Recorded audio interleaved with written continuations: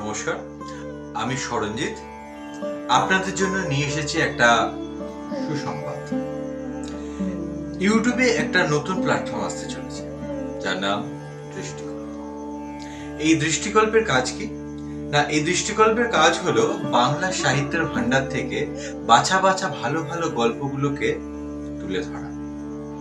তেমনি কথাশিল্পী বিভূতিভূষণ বন্দ্যোপাধ্যায়ের লেখা গায়ে হলুদ নামক ছোট গল্প এবার পুস্তক থেকে পর্দায় আসতে চলেছে।